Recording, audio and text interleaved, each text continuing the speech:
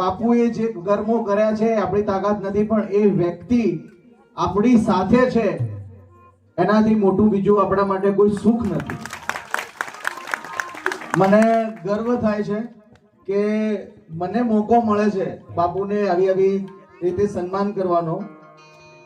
અમારી global excellence book of record જે છે એ અલગ અલગ દેશોથી સંકળાયેલી છે. London, America, Europe, Sri Lanka, Nepal, અલગ અલગ દેશોના અંદર આ કામ કરે છે અને અલગ અલગ દેશો સુધી બાપુની કામોની વાતો અને જે ભજન સત્સંગની જે લહેરો છે એ દુનિયા સુધી જાય. એ મહેનત તમારા બધાના આશીર્વાદથી મને મળી છે અને હું બાપુને એ જગ્યા સુધી પહોંચાડવાની કોશિશ કરી રહ્યો છું. પણ તમારા બધાની મને એક હેલ્પ જોઈએ છે કે બધા સન્માન તો આપણને મળશે જ બાપુને, કારણ કે બાપુ છે જ એવા કે દુનિયાને પણ એમના સામે આવવું પડશે અને એમના જોડે આવીને સન્માન આપવું પડશે.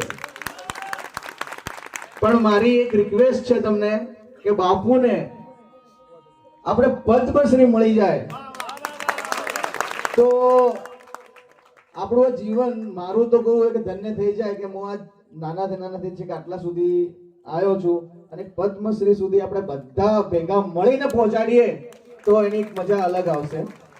બાપુએ જોયો છે હિન્દુ ધર્મ અને હિન્દુ આસ્થા, એટલે તમારી મારી બધાની મહેનત અને મારી વિનંતી કે બાપુને પદ્મશ્રી મળી જાય ને તો તમને બી જાણે કે તમારી ગુરુ દક્ષિણા એમને મળી ગઈ.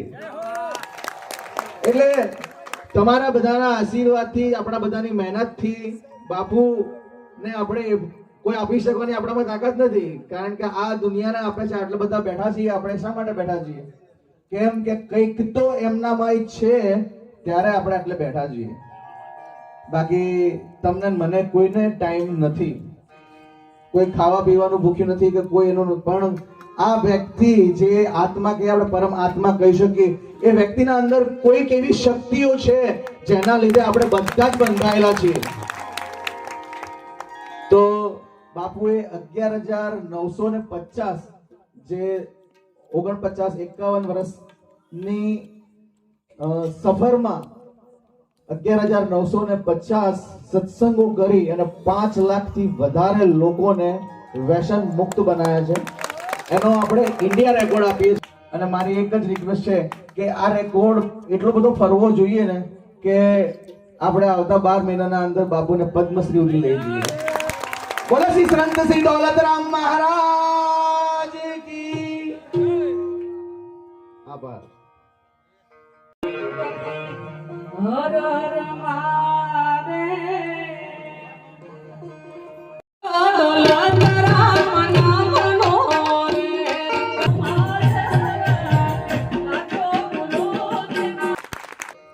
બાપુને પદ્મશ્રી મળી જાય ને તો તમને બી જાણે કે તમારી ગુરુ દક્ષિણા એમને મળી ગઈ.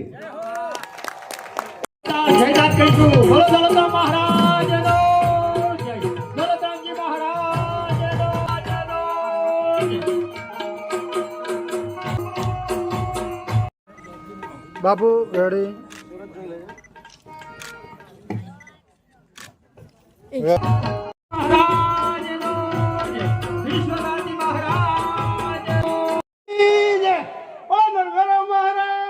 વિનંતી કરીએ ટૂંક જ